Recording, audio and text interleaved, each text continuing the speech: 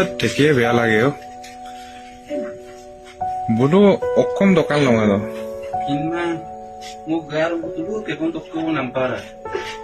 লখিমপুৰং হব নাই বহুত দুখজনক ঘটনা লখিমপুৰত 4জন যুৱকৰ ৰহস্যজনক মৃত্যু কালিৰ পৰা মই এইটো বিচাৰি আছো যে কি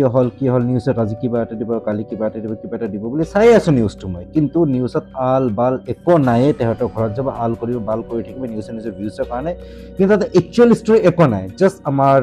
মুখ্যমন্ত্ৰী ডাঙৰীয়া খালি কৈছে যে তাতে গৈ কিনে বাংগালোৰত ইনভেষ্টিগেশ্যন হ'ব লাগে এইটো কথা মুখ্যমন্ত্ৰী ডাঙৰীয়া কৈছে তাৰপিছত নিউজত কোনো ধৰণৰ কোনো খবৰে নাই কাৰণ এই বালৰ নিউজ চেনেল কোটে একো খবৰ দিব নোৱাৰে একেটা আল বাল ল'ৰা ছোৱালী ক'ত কি হ'ল ক'ত কি নহ'ল এইবোৰে দিব পাৰে बस एको নাই তাতে তো নিউজ চ্যানেলক বিশ্বাস নকৰাকে তাতে বেটাৰ সোশ্যাল মিডিয়াক বিশ্বাস কৰক সোশ্যাল মিডিয়া চাওক তাতে আই থিংক বেছি আপডেট পাব আপোনালোকে থ্যাংক ইউ